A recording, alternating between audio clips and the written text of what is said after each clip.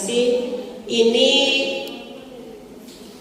masih materi baru kemarin saya dapatkan. Kebetulan ada penguatan dan evaluasi pendidikan Islam dari Pakis. Itu kami mengikuti, dan kebetulan Pak Ahmad Arif ini dosen IAIN ya. Pak Ahmad Arif lagi yang membawakan materi itu, dan dia mengerucutkan materi-materi TOT yang kami dapatkan kemarin. Sebetulnya moderasi beragama ini sudah ada semenjak Menteri Agama Pak Lukman Hakim Syaifuddin. Udah ada moderasi beragama karena memang beliau yang mencetuskan moderasi beragama. Itu sudah ada.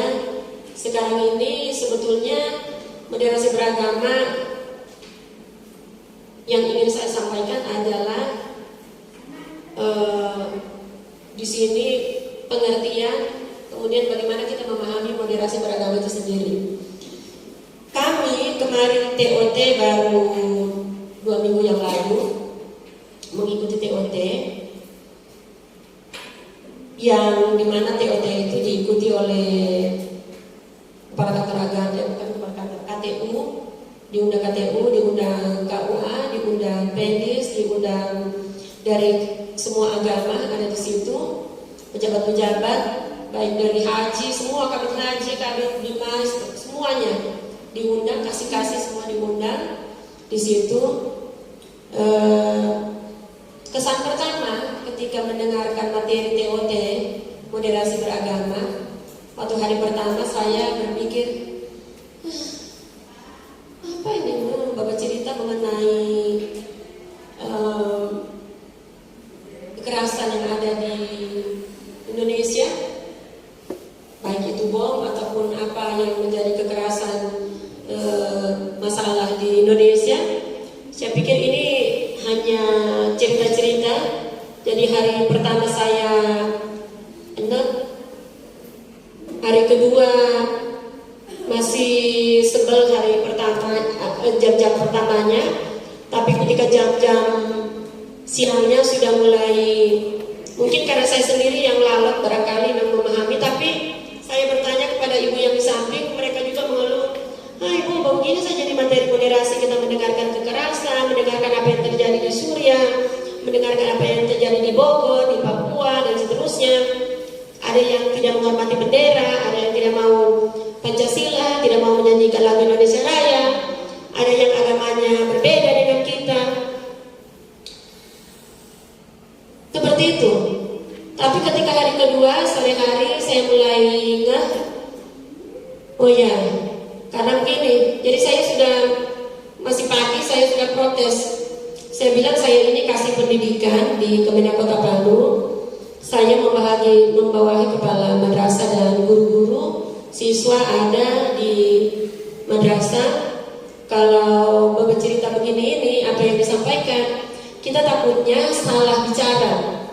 Karena ada yang memahami moderasi beragama ini itu pemahaman baru. Apalagi melalui media itu ada berita-berita, apakah itu kita tidak bisa memilah mana yang hoax, mana yang betul, karena kadang-kadang yang kirim berita itu yang bersurban, kadang-kadang ada pendeta juga, ada yang punya yang kita menjadi panutan, tapi kita tidak tahu apa berita itu benar atau tidak. Kalau memang yang di situ dia berdasarkan Al-Quran, yang dibacakan tafsiran dan segala macam, tentu tidak menjadi pemikiran baru kepada kita. Karena intinya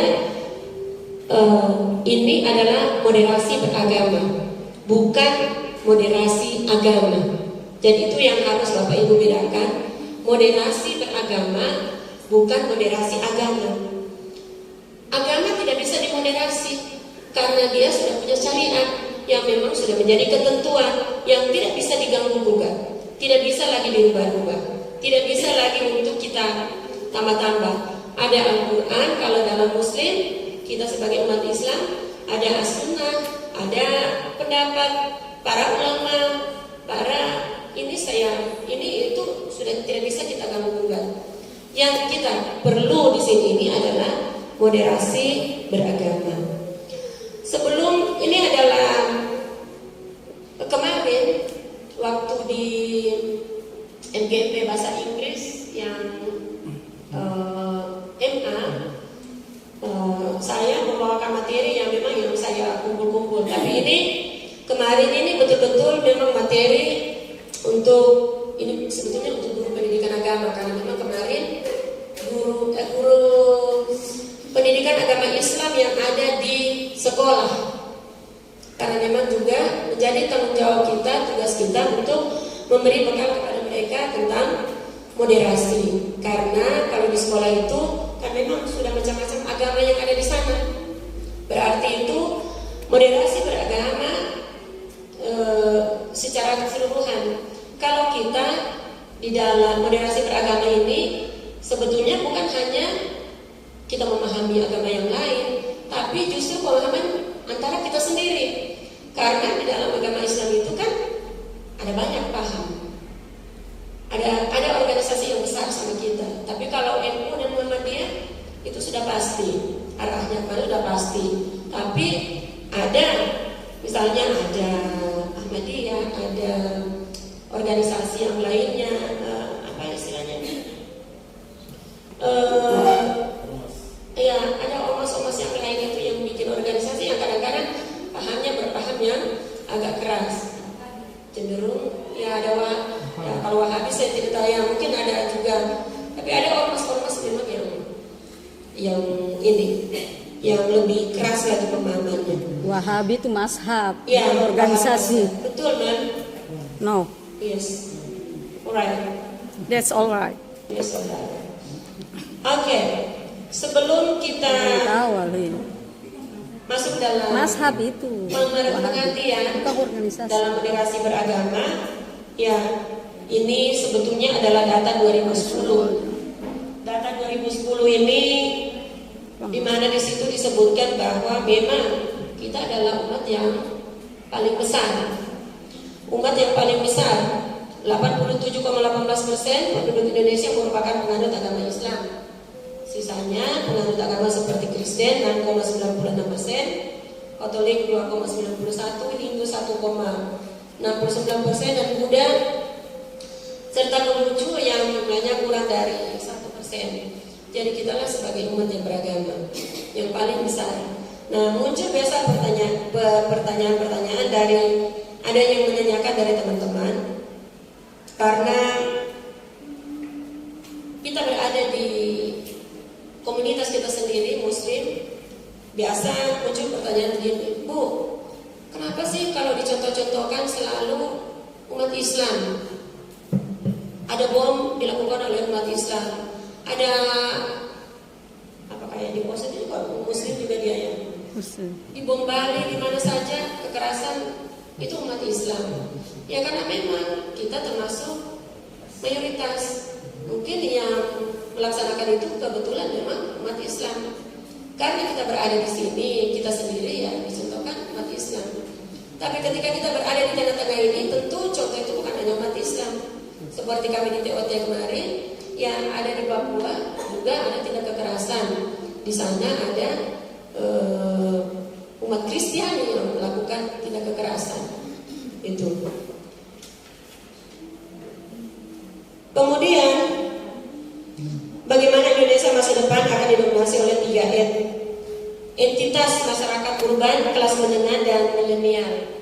Itu temuan masyarakat Indonesia secara keseluruhan, di mana dari berbagai gejala tersebut dapat disimpulkan kondisi demografi penduduk. Ada yang namanya kelompok urban, yakni mereka yang tinggal di daerah perkotaan.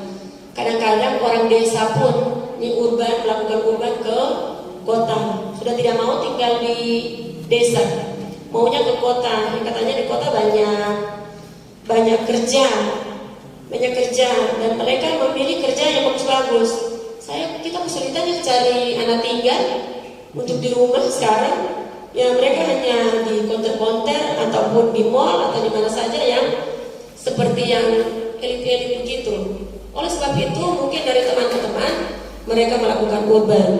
Nah, penduduk Indonesia yang tinggal di kota termasuk yang urban ini 56,7%. Itu berarti besar sekali dengan pola pikir yang mengatakan bahwa bagus tinggal di kota daripada tinggal di desa. Di desa kita berkebun, hitam. Kalau di kota ya itu pola pikir yang sederhana. Di kota kita bisa mencari apa-apa. Tapi kalau mereka tidak punya keterampilan ya tentu pekerjaan sesuai dengan kemampuan yang dia miliki. Kemudian di dalam masyarakat Indonesia juga kelak nanti ada yang namanya middle class. Middle class ini dikategorikan sebagai daya beli. Nah sekarang ini kemarin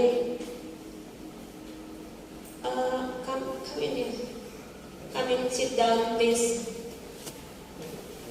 Pemateri Middle ketiga. class ini kemarin begini, ada pernyataan dari Bapak DPR yang pada Muhammad yang menyuruh Ibu Menteri Keuangan, Ibu Sri Mulyani untuk dipecat lagi ya. Karena beliau tidak ini ngurus mungkin kayak biaya apa di MPR ke apa. Tapi perlu Bapak Ibu ketahui bahwa meskipun kita dalam pandemi itu perekonomian berjalan terus. Kita ditahan di mall, tidak bisa masuk mall, tidak bisa masuk ini toko-toko dengan alasan pandemi. Mungkin kita akan beranggapan tidak ada lagi orang yang membeli di mall sana itu.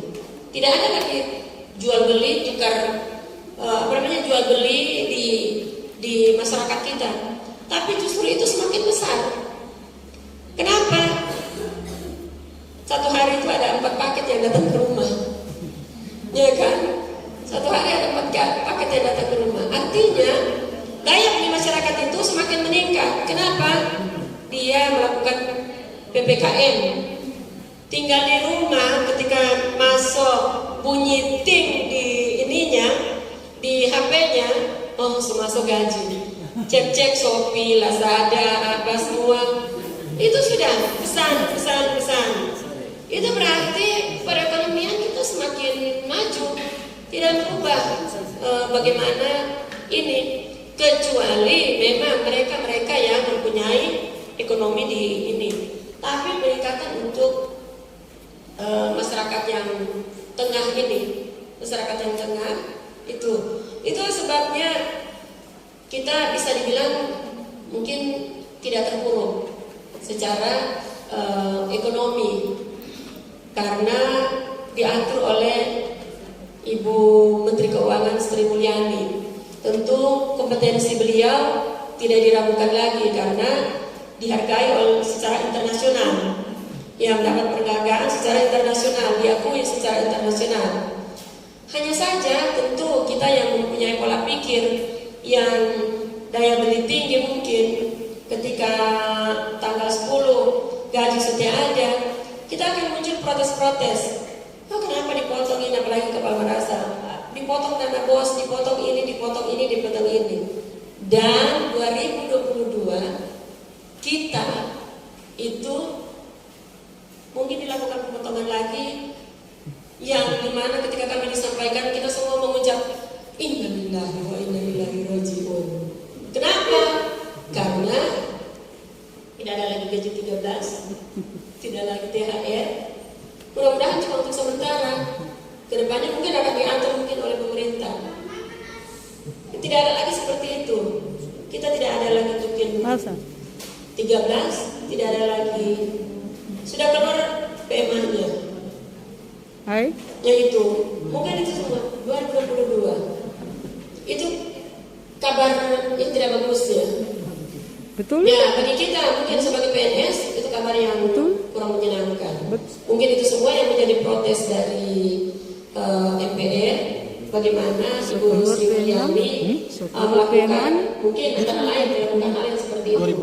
Tapi kita tidak tahu bagaimana mungkin untuk menjaga kestabilan negara kita.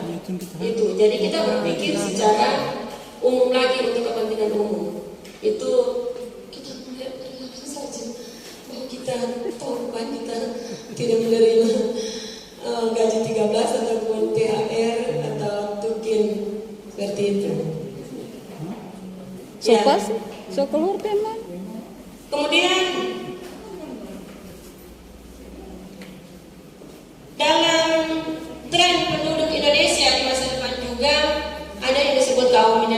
milenial. Kaum milenial ini adalah itu yang kelak nanti insya Allah banyak, termasuk anak-anak kita. Kita kalau kaum apa kalau yang sudah 50 tahun ya? Lansia produktif. Ya itu betul. Lansia produktif. Tapi saya begini. Saya begini. Biasa Bapak bilang, saya sudah tua 60 tahun. Mana belum tua? 60 tahun itu belum tua. Di luar negeri 70 tahun itu masih muda. Presidennya 70 tahun. Gubernur kita 70 tahun. Itu belum. Saya kira masih lansia produktif kan itu ya. Lansia produktif. Maksudnya harus diberi semangat orang-orang yang sudah usia-usia. Ya, lansia seperti kita ini, seperti saya maksudnya. Saya sekarang 55. Ya seperti itu. Tapi kalau milenial ini itu yang akan menjadi tanggung jawab kita untuk memberi pemahaman dalam hal moderasi. Muslim Indonesia juga akan menghadapi tumbuhnya generasi baru Muslim yang jumlahnya mencapai 30 juta di tahun 2020 itu dan 2020. Karena kemarin risetnya itu 2010. Sekarang sudah tahun 2020. Tentu saja memang itu masih populasi generasi Muslim baru 30,59 itu yang menjadi tanggung jawab kita. Yang anak-anak kita sekarang ini menjadi tanggung jawab kita, di mana kita akan memberikan pemahaman-pemahaman. Karena kalau mereka itu memiliki karakter religion modern dan memiliki daya beli yang tinggi. Buktinya mereka memiliki daya beli yang tinggi. Contohnya anak saya, kita sudah memasak di rumah ini. Bahkan ada ayam goreng, sayurnya bagus, bergizi, bikin es buah lagi. Tapi di depan rumah ada uang 25.000. Bapak, ada makanan saya pesan. Itu.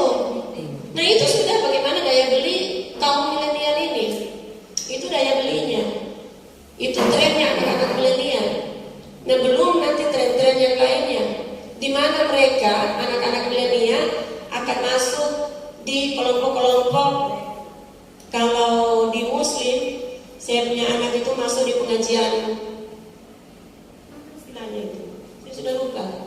Masuk di pengajian itu, masuk di pengajian yang ini, masuk di kelompok yang ini, masuk di kelompok yang itu. Di mana dalam kelompok ini ada yang memberikan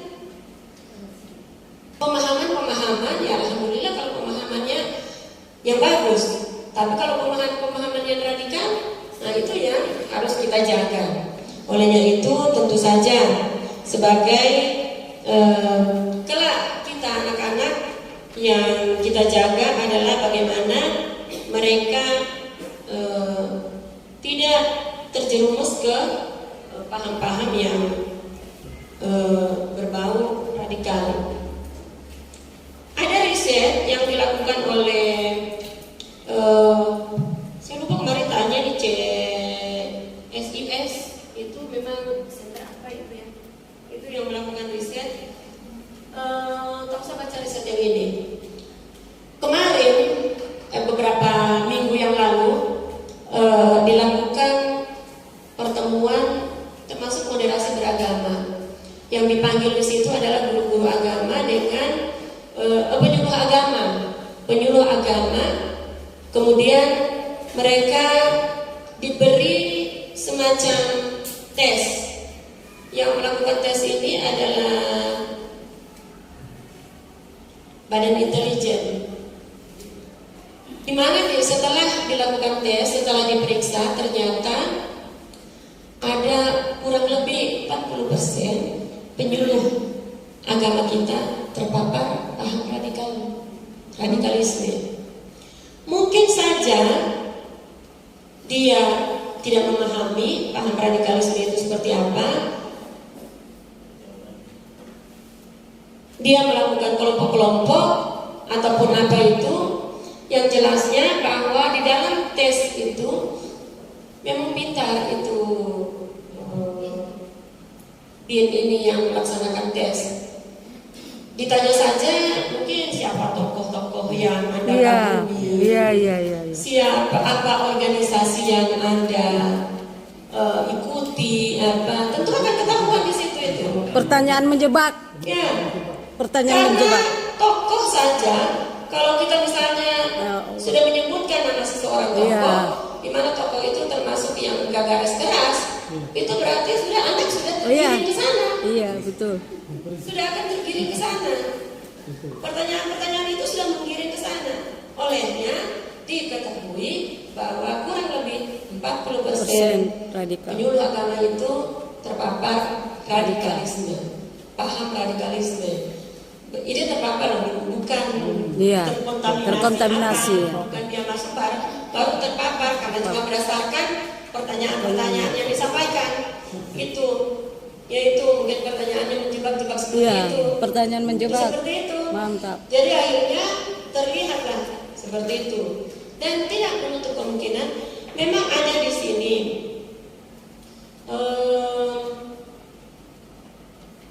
ada pertanyaan. Ini saya sudah pakai kacamata tapi saya tidak bisa baca ini. Ya, 33, saya tidak baca yang kuningnya ya.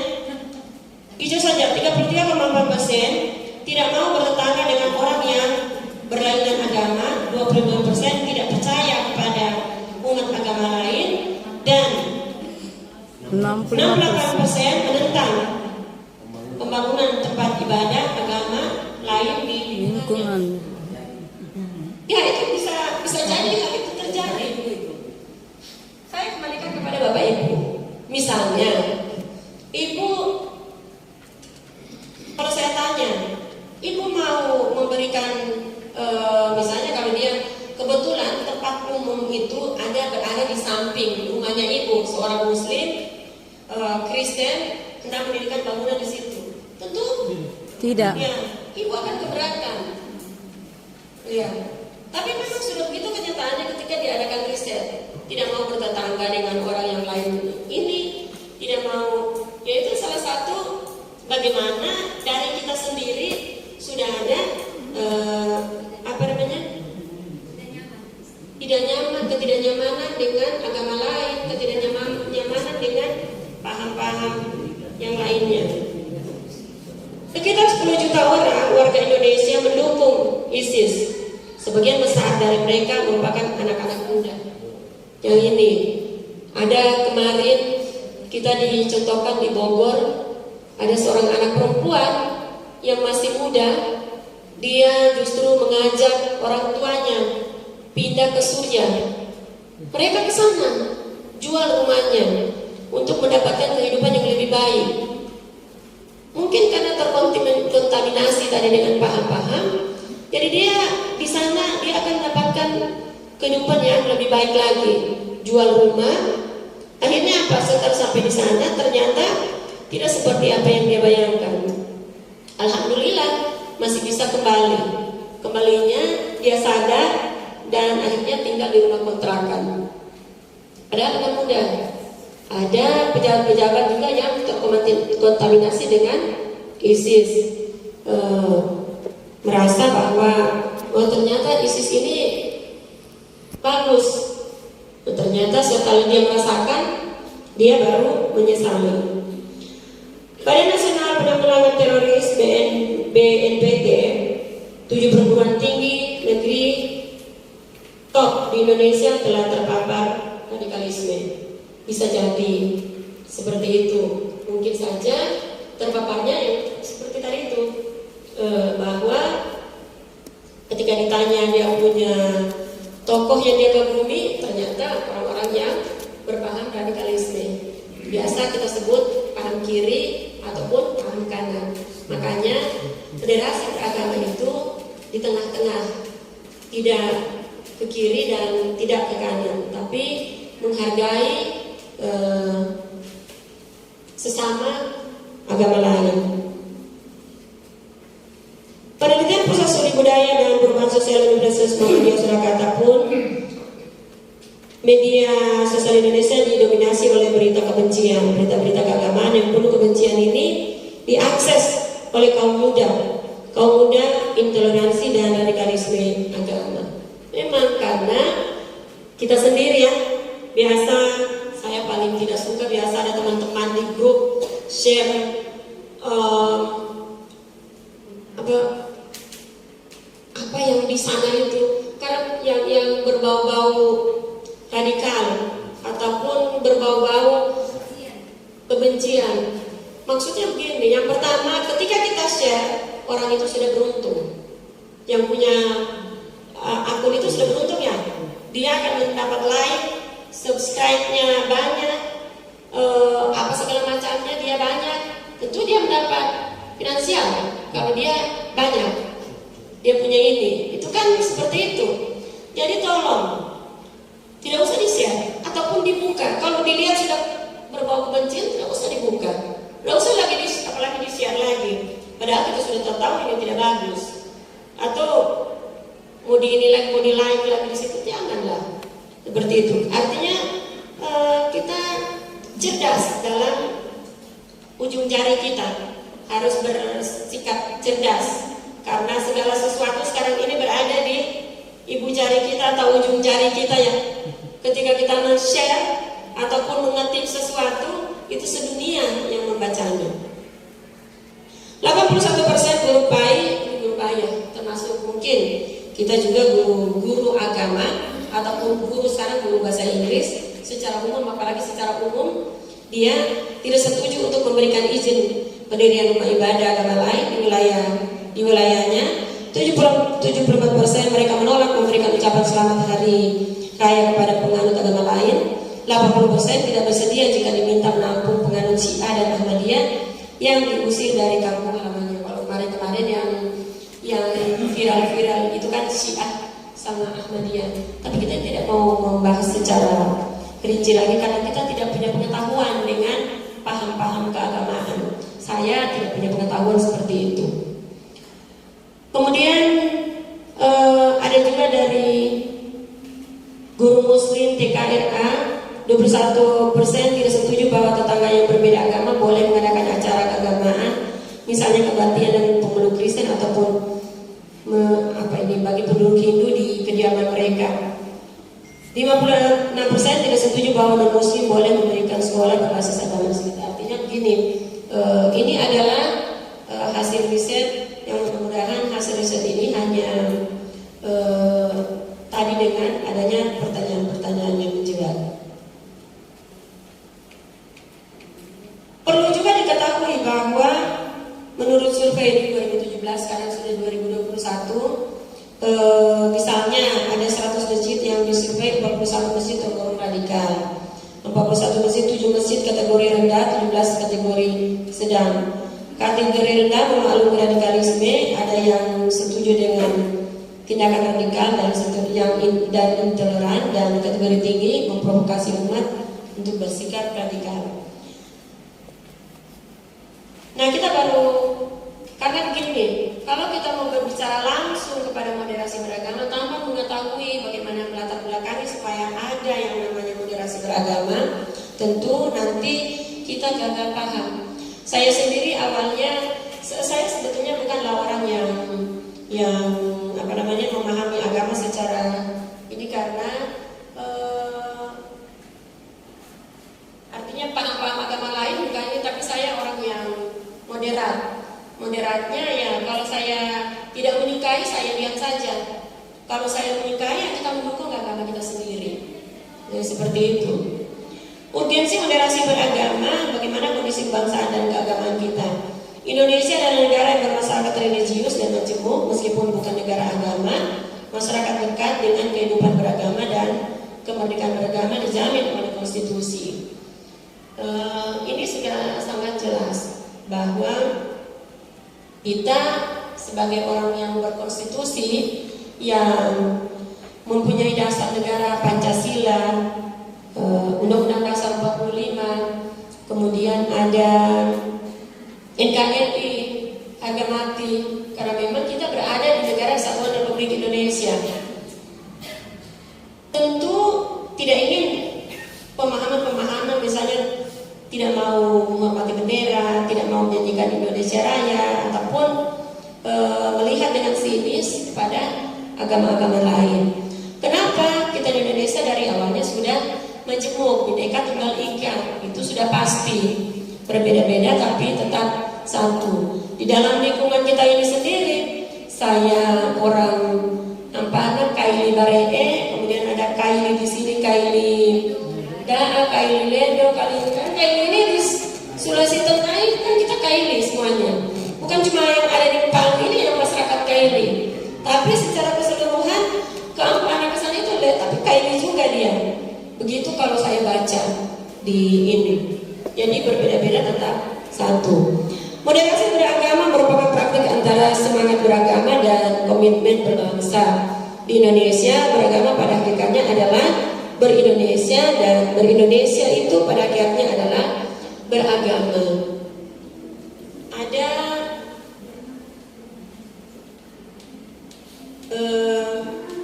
saya lupa salah menghayal. Kita lanjutkan. Toleran, harmonis, moderasi beragama menjadi sarana mewujudkan kemaslahatan kehidupan beragama dan berbangsa yang harmonis, damai dan toleransi sehingga Indonesia itu maju. Dasar hukumnya Undang-Undang Dasar 45, Undang-Undang 39 tahun 19 tentang hak asasi manusia, Perpres 82 dan seterusnya, Perpres 18, kemudian PMA tentang Renstra Kementerian Agama. Jadi kita kenapa ada dimasukkan Renstra? Karena di dalam Renstra Kementerian Agama itu tahun 2020 itu adalah tahun moderasi beragama yang akan disosialisasikan insya Allah sampai tahun 2024. Secara keseluruhan kita sebagai Kementerian Agama pionir dari moderasi beragama. Jadi sampai 2024 dari siswanya ke gurunya sudah selesai semua dilakukan tentang pemahaman moderasi beragama. Nah, dari tadi kita membicarakan masalah moderasi beragama. Apa yang menjadi rumusan moderasi beragama? Moderasi beragama itu ini adalah rumusan Kementerian Agama yang terbaru. Ada kemarin moderasi beragama rumusannya Pak Lukman Hakim Saifuddin, itu sekarang diperbarui ataupun ditambah lebih bijaksana lagi tentang moderasi beragama. Bagaimana moderasi beragama? Yaitu cara pandang, sikap dan praktik beragama dalam kehidupan bersama dengan cara mengejawantahkan esensi ajaran agama yang melindungi martabat kemanusiaan dan membangun kemaslahatan umum berlandaskan prinsip adil, berimbang dan mentaati konstitusi sebagai kesepakatan berbangsa. Jadi nilai-nilai ajaran agama itu sendiri yang ada dari kita sendiri, itulah yang kita laksanakan. Ini adalah moderasi beragama, bukan moderasi agama ya. Jadi agama yaitu kita menumbuhkan nilai-nilai yang dari agama kita sendiri. Bagaimana kita seperti dalam agama Islam rahmatan lil alamin itu mencintai sesama makhluk hidup. Bahkan kalau kita orang di adiwiyata, ini masuk ke adiwiyata ya, saya sayang sekali biasanya bunga yang saya bongkar, saya tidak ingin membuangnya. Bagaimana supaya potongan-potongan tadi itu saya tumbuh kembali di situ itu? Jadi itu yang dipelihara, berarti nilai-nilai kemanusiaan, nilai-nilai agama itu yang kita tumbuhkan. Allah itu, jadi kita berangkat lagi bagaimana Allah sangat menyenangi kita berbuat baik. Bahkan ketika kita melakukan kebaikan, itu Allah akan membalasnya lebih dari berlipat ganda yang Allah akan berikan kepada kita. Allah mencintai kita, kita mencintai makhluknya, maka Allah akan mencintai kita. Karena kita memelihara bunga saja itu sudah menjadi pahala buat kita. Itu jadi bagaimana dengan memelihara persaudaraan kita, memelihara bagaimana kita bertetangga, memelihara bagaimana kita hubungan kita dengan agama yang lain. Karena kalau Allah, mudah saja bagi Allah untuk mempersatukan kita, tapi perbedaan di antara kita adalah rahmat.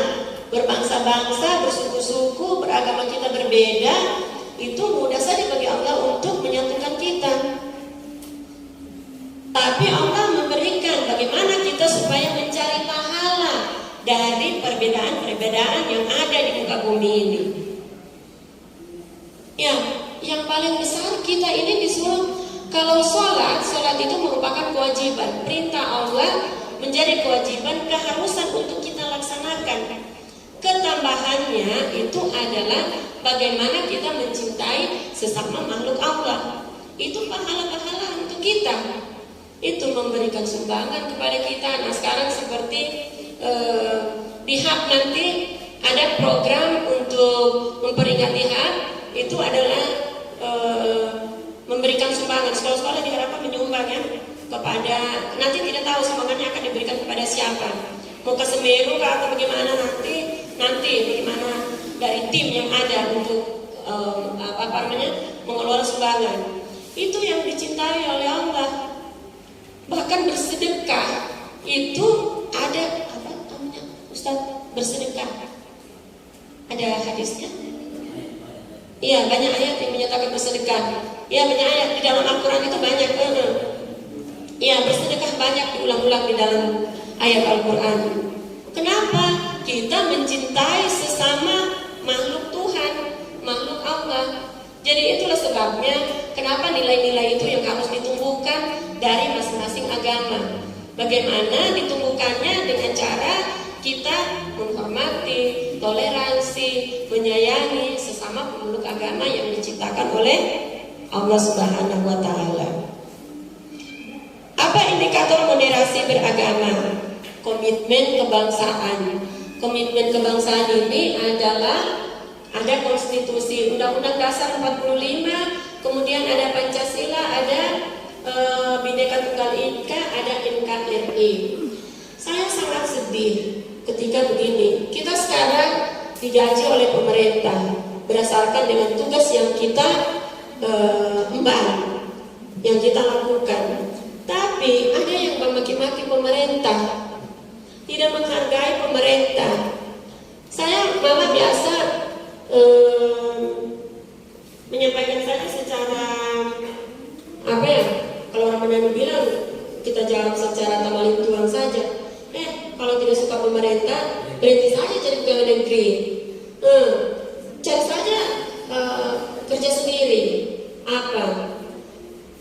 Maksudnya begini, lebih baik pemerintah yang zalim daripada tidak ada pemerintah. Itu sudah paling mendasar, bawah sekali pemahaman yang seperti itu. Artinya bagaimana kita menghargai pemerintah, karena umaranya dalam bahasa Arab, karena pemerintah ini mengatur kita semuanya, menggaji kita, mengatur kehidupan kita, kehidupan beragama, kehidupan bernegara, berbangsa, tanah air. Itu yang diatur oleh pemerintah. Tentu saja itu yang harus kita hargai. Jangan malah kita yang melakukan kebencian-kebencian terhadap pemerintah.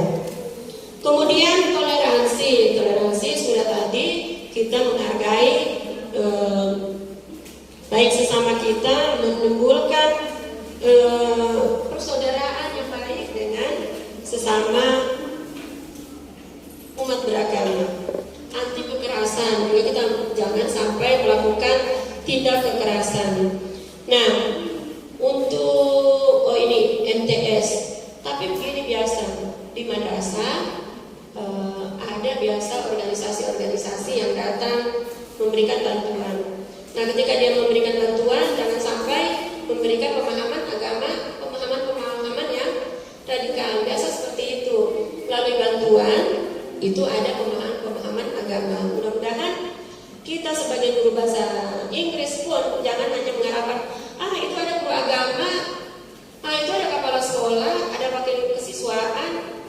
Itu seperti itu jangan. Tapi marilah kita menjadi tanggung jawab kita bersama untuk mencegah hal-hal yang berbau kekerasan. Kemudian menerima terhadap tradisi. Ada tradisi memang yang sesuai dengan syariat, tapi ada tradisi yang mungkin kalau di Muslim itu ada yang berbau syirik atau apa, tentu itu tidak bisa kita terima. Tapi ada tradisi-tradisi yang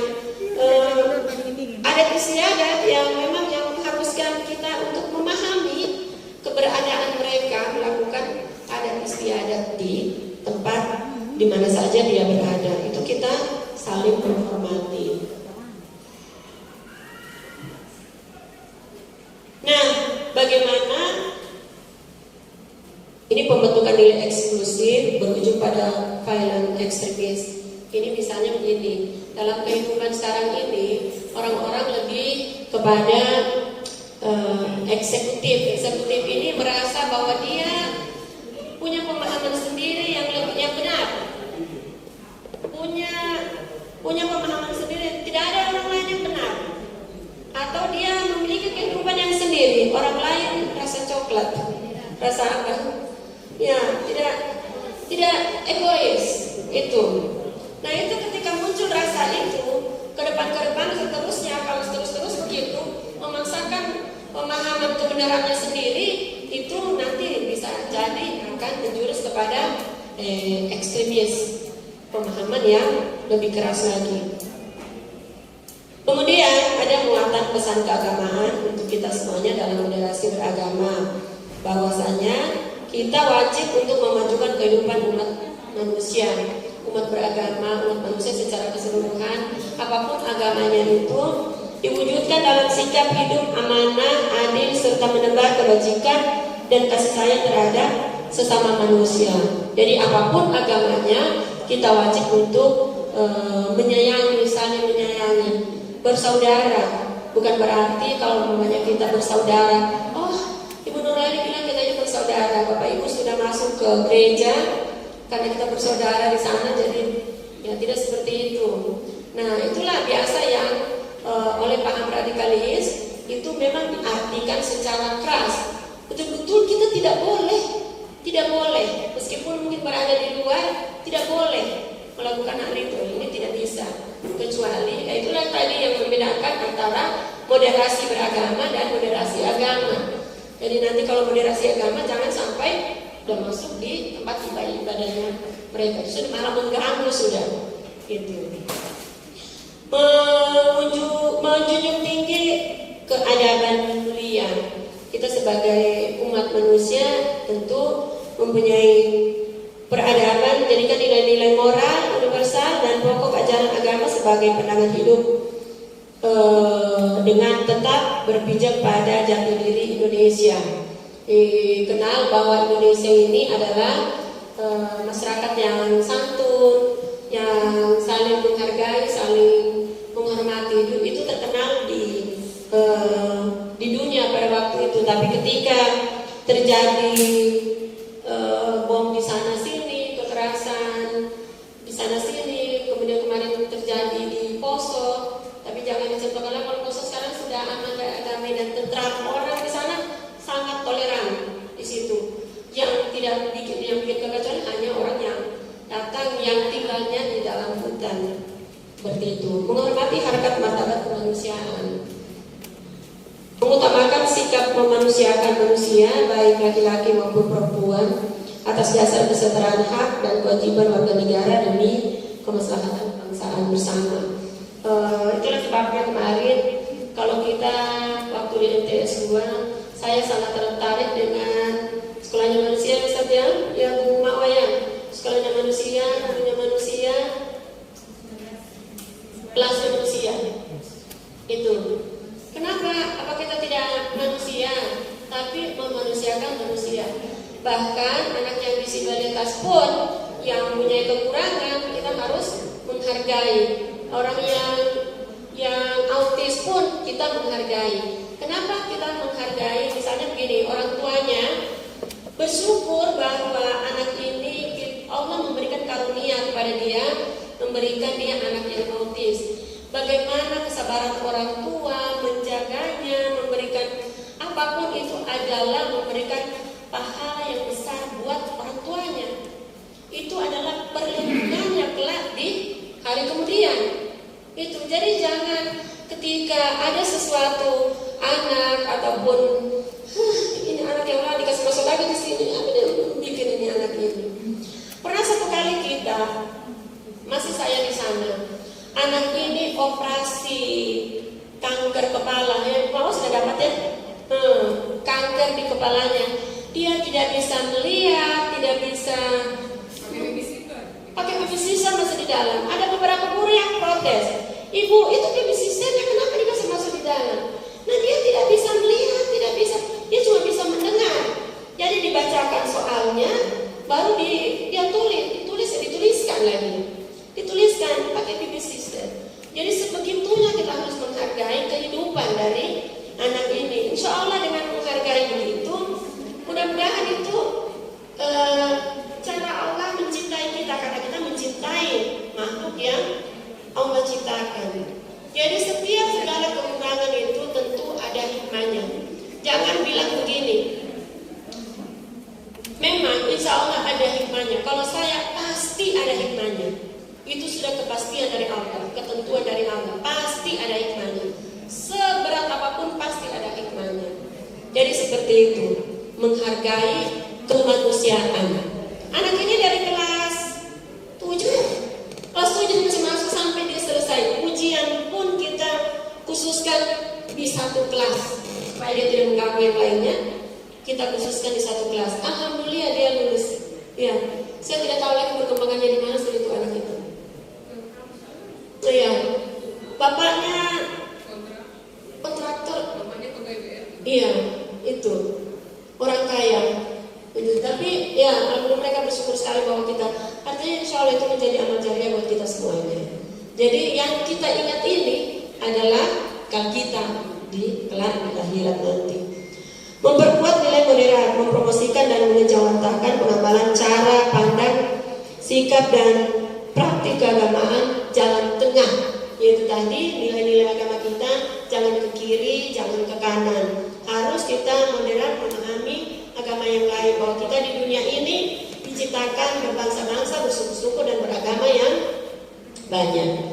Mewujudkan perdamaian, menebarkan kebajikan dan kedamaian, mengatasi konflik dengan prinsip adil dan berimbang serta berpedoman pada konstitusi. Itu tadi, menghargai pemerintah, jangan menyebarkan berita yang hoax karena bisa menimbulkan ketidaknyamanan. Dalam satu kelompok pun, saya di keluarga Pendis, saya taruh di situ grup keluarga Pendis. Kita ada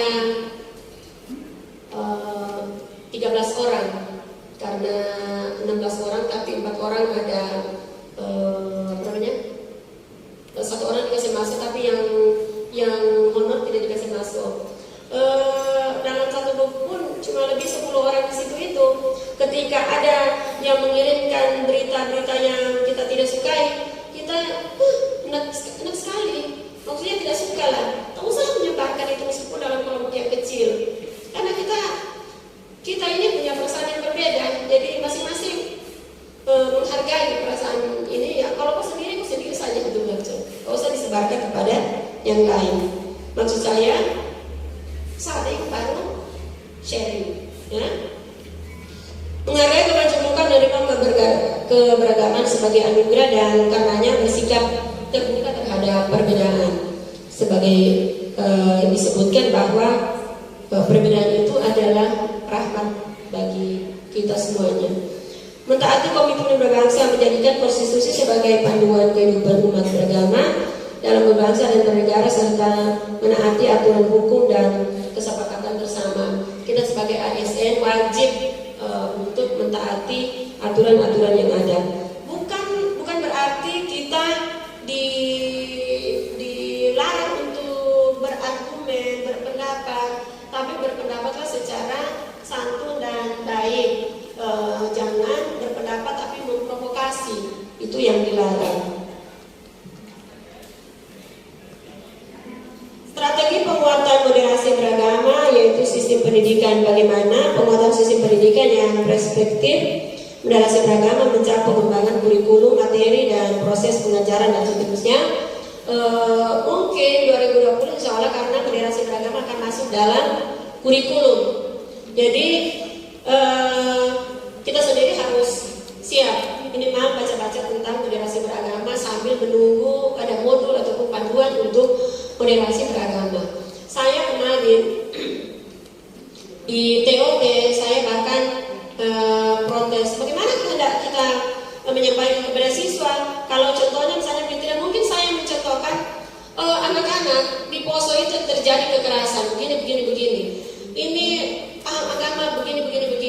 Tentu anak-anak itu akan menangkapnya secara berbeda. Nanti takutnya justru dia malah kalau yang tadinya dia bersikap adem-adem saja, tapi justru dia bersikap lebih keras lagi karena bahasa kita menyampaikan contoh-contoh yang mungkin yang memang belum bisa mereka terima.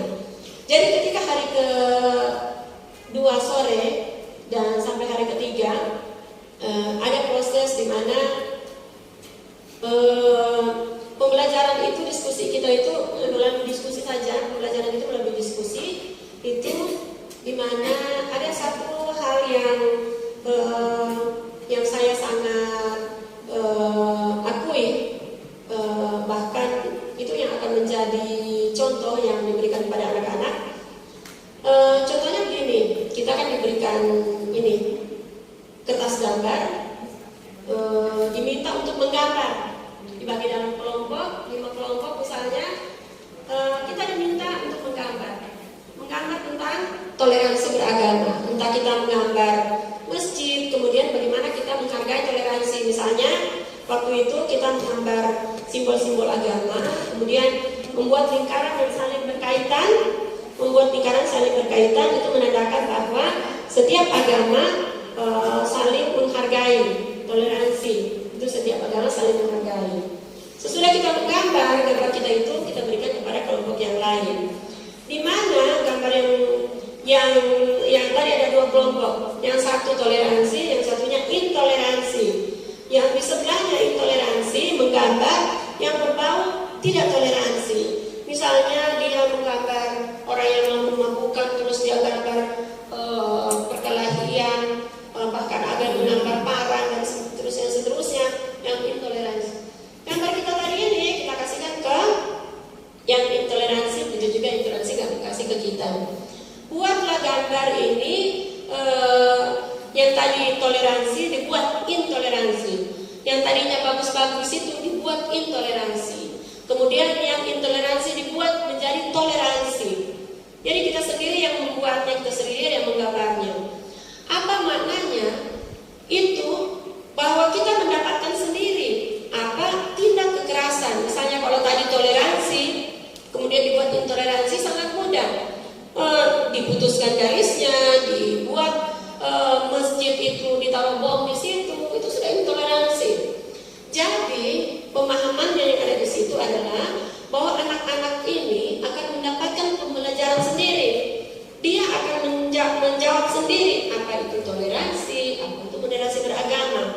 Bukan kita yang memberikan ini naik, jangan kau ikut ini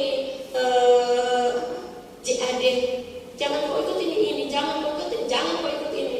Tapi bagaimana memberikan pembelajaran pada kontekstual ya? Ya, pembelajaran yang kontekstual itu kepada anak-anak. Dalam bahasa Inggris juga boleh, sangat boleh. Karena sekarang ini nanti modulnya itu seperti kalau yang lalu-lalu malah kita memberikan pembelajaran itu berintegrasi ke dalam agama. Ternyata sekarang ini justru itu yang kita butuhkan. Integrasi ke agama dan integrasi ke dalam bahasa Inggris lagi. Seperti itu. Nah sekarang pembelajaran maupun umum maupun pendidikan agama tetap akan diberikan muatan-muatan moderasi beragama. Jadi Bapak Ibu sebagai guru bahasa Inggris juga bisa melakukan hal yang seperti itu, membuka acara seperti apa, membuka pembelajaran seperti apa, menanamkan nilai-nilai yang ada dalam bagaimana caranya untuk moderasi beragama. Nilai-nilai agama itu yang dibangkitkan. Jadi seperti itu pengelolaan rumah ibadah. Kalau di sekolah memang ada rumah ibadahnya, pesantren dan satu pendidikan juga aturan lainnya. Saya perlu menginformasikan kepada Bapak Ibu di Pendis itu setiap tahun bahkan bisa didatangi sampai 2-3 kali bin. Datang badan intelijen ke kita. Kalau madrasah mungkin tidak, tapi mungkin dari Bapak Ibu ada yang menyekolahkan anaknya di pondok pesantren yang pastikan bahwa pondok pesantren itu mempunyai hijab. izin operasional. Pastikan mempunyai IJOP, karena yang dikontrol oleh BIM itu biasa begini, Bu, kenapa pesantren yang ini di mana tuh Pak? Di sini. Oh, belum terdaftar belum ada terdaftar di Kementerian Agama, belum dapat IJOP, dia belum ada izin operasionalnya itu Pak.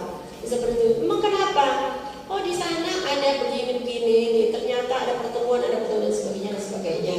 Nah, seperti itu. Jadi pastikan anak Bapak Ibu masuk di pondok pesantren yang mempunyai izin operasional. Itu. Kemudian bagaimana langkah-langkah dalam penguatan moderasi, menggali nilai universal agama yang tadi sudah saya sampaikan, menetapkan konsep moderasi yang disepakati, nanti itu modul ditunggu saja. Wawasan kebangsaan itu yang komitmen kebangsaan bahwa kita mempunyai konstitusi dan seterusnya.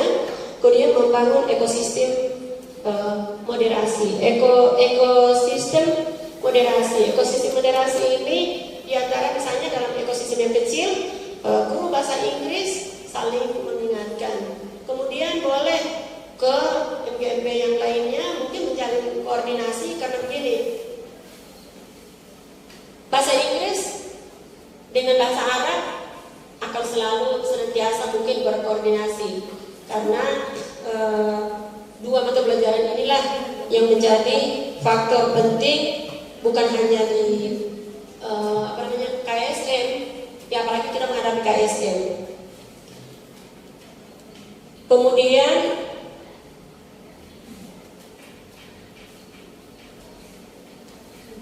empat pilar of learning, belajar agar tahu. Mari kita sama-sama membuka diri. Kalau yang belum tahu membuka internet, Google, belajar, itu minimal kita bisa membuka FB. Belajar agar dapat melakukan apa yang kita bisa lakukan adalah menjaga persaudaraan, nilai-nilai dan seterusnya. Belajar untuk mengembangkan diri, itu membuka diri dengan perkembangan yang ada sekarang ini. Kita dalam masa pandemi kita sudah melakukan pembelajaran jarak jauh, daring. Kita sudah melakukan daring dengan menggunakan fasilitas teknologi yang ada sama kita. Kita tidak akan berbalik lagi ke 2019 dan seterusnya, bahwa kita di 2022 kita akan melepaskan yang namanya daring. Itu tidak akan, bahkan lebih lagi. Karena apa? Ada program dari KSKK, yaitu madrasah digital. Madrasah digital di mana anak-anak paham dengan digital. Kita semua menggunakan yang namanya digital. Perpustakaan juga digital. Pembelajaran lebih-lebih lagi. Bahkan nanti insya Allah ada mungkin madrasah-madrasah yang menjadi pilot project. MTS 2 boleh, MTS 1 juga boleh. Di Goa, kebetulan teman kita kemarin pindah di Goa, Ibu Ros, pindah di Goa. Itu persyaratan untuk masuk siswa baru, siswanya harus punya tab. Berarti bagaimana itu tingkat seleksi yang diadakan di sana? Tentu berkualitas. Bukan hanya karena ada tab yang berkualitas, tentu bagi anak-anak yang miskin, tapi mungkin ada berapa persen kayak dana bos. Dana bos kalau dilihat pelaporan pertanggungjawabannya, tidak satupun madrasah yang memberikan keringanan kepada siswa miskin. Misalnya menggratiskan, tercantum di situ 5 siswa miskin diberikan pakaian, 10 siswa miskin diberikan, mudah-mudahan madrasah swasta biasa yang melakukan begitu supaya bisa ada anunya yang kalau di negeri tidak ada itu pertanggungjawaban seperti itu. Semua bahkan lebih mahal lagi di toko bajunya.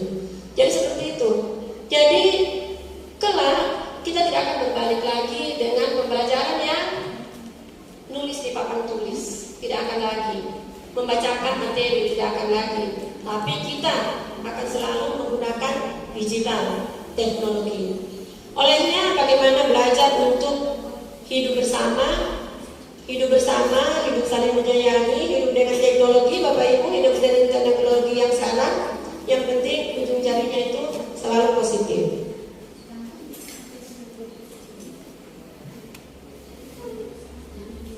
Di dalam moderasi beragama ada yang namanya daun pendidikan. Daun pendidikan ini